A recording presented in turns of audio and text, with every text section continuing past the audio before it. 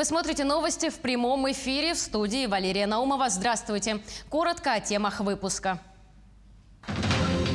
Президент России Владимир Путин подписал 2 указа о единовременной выплате пенсионерам в размере 10 тысяч рублей. Испытательный полигон научно-образовательного центра «Север» территории устойчивого равновесия откроется в поселке Тикси Булунского района. В 3 школах Хангаласского улуса с нового учебного года откроются медицинские классы. Выпускников, успешно их окончивших, будут рекомендовать на поступление в медицинские учебные заведения на целевые места.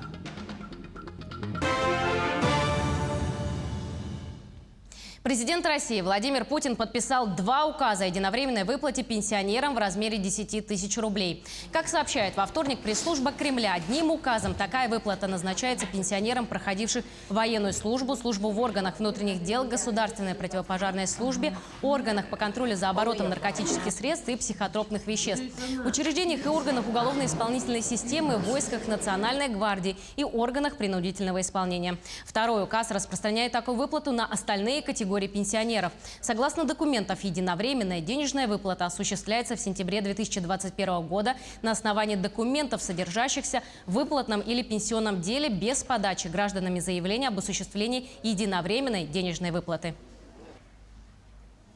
Испытательный полигон научного образовательного центра «Север» территории устойчивого развития откроется в поселке Тикси Булунского района. Сегодня было подписано соглашение о сотрудничестве между Булунским районом, Северо-Восточным федеральным университетом и компанией «Генерация». В рамках соглашения будет начата реализация проекта «Энергоэффективное поселение Тикси».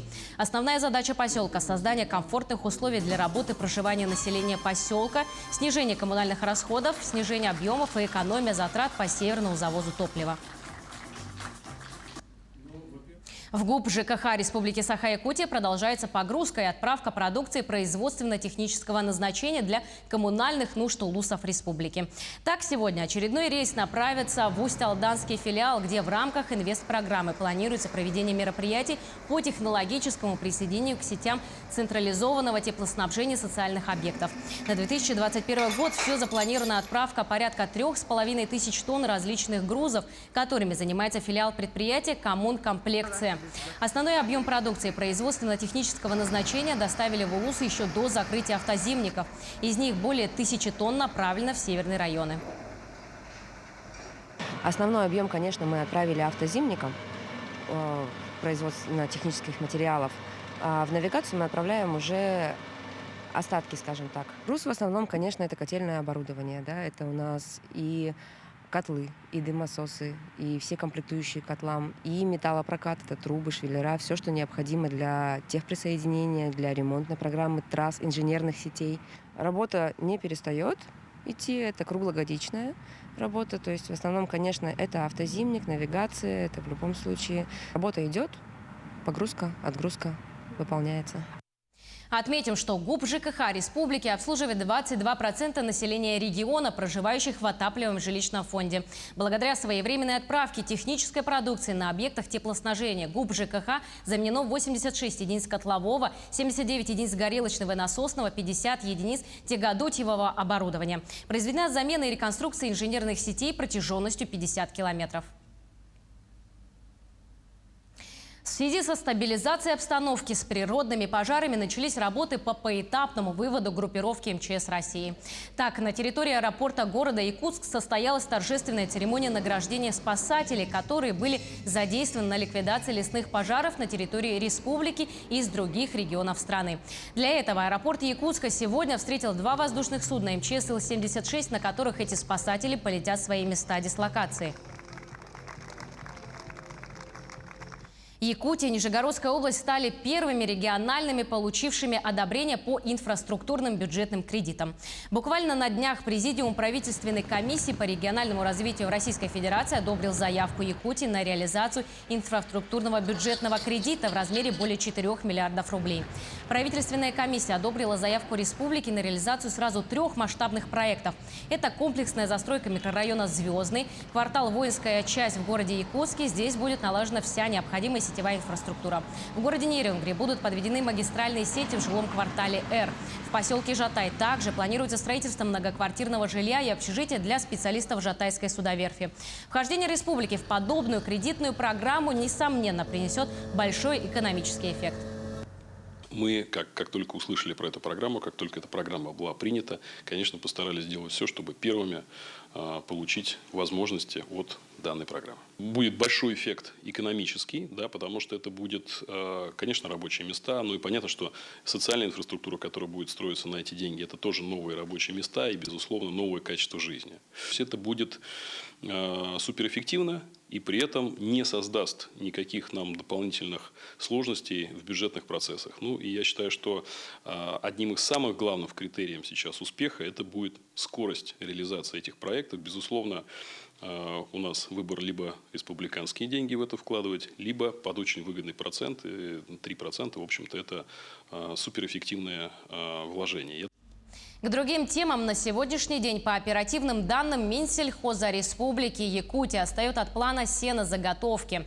Изначально планировалось заготовить 457,5 тысяч тонн сена. На сегодняшний день заготовлено от общего плана всего 64%.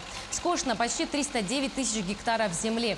Силоса заготовлено на 26%, сенажа на 10%. На данный момент в кормозаготовительной кампании в республике участвует 8213 звеньев, где трудится 28 723 человека.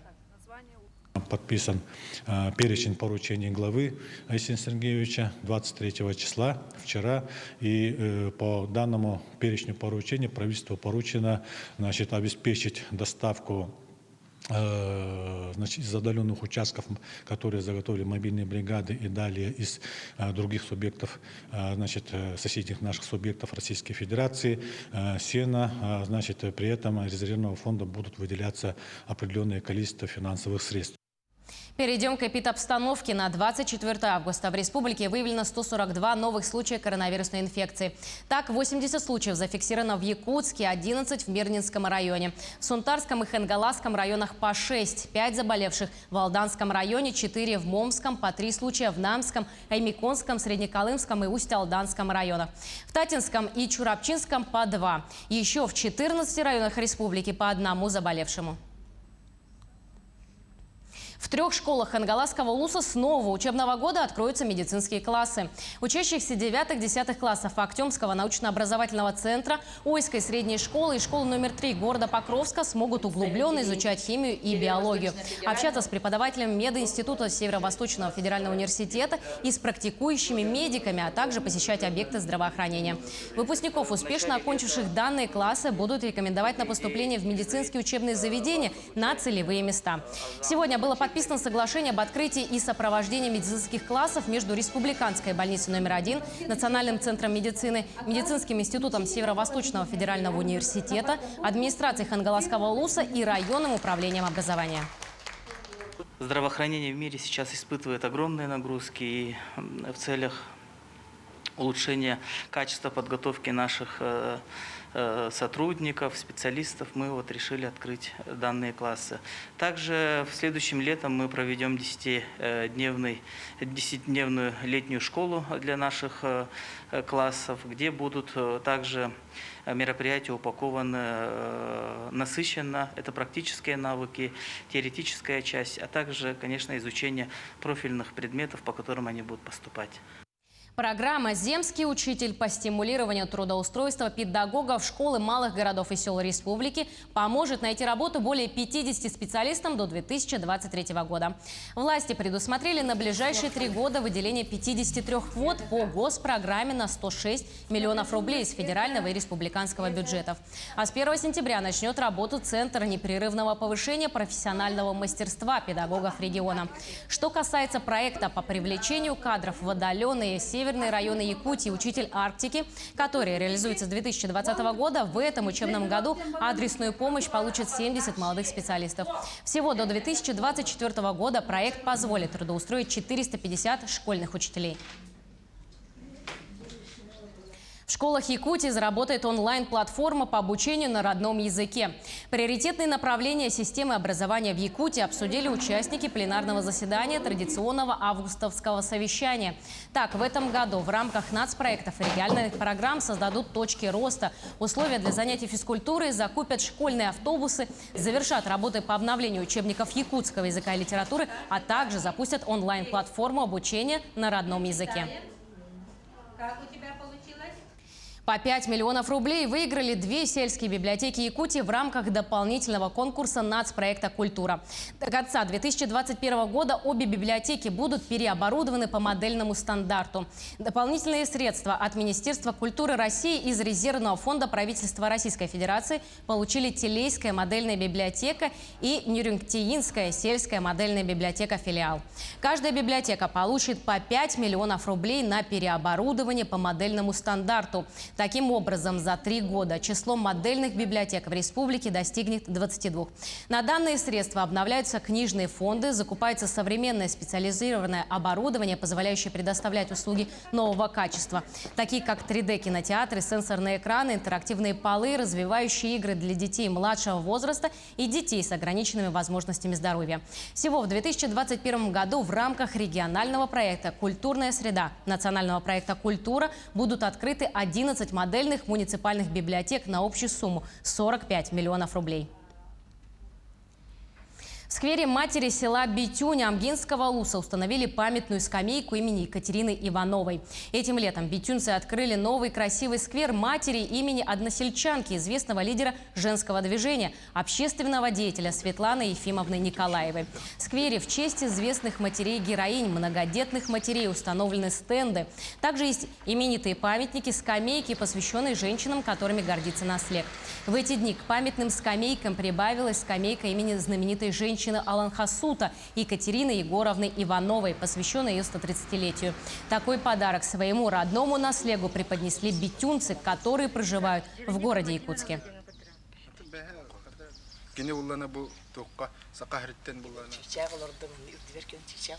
Над скамейкой работал наш, тоже он молодой, но кузнец отсюда, родом с Битюня, Юрий Юрьевич Сутаков. И по эскизу, по желанию, по задумке Тамары Петровны очень красиво сделали. Мы там посвятили этот аллон 3 мирам нашего цвета: верхний мир, средний, нижний мир. К этому часу это все новости. Оставайтесь с нами и не переключайтесь.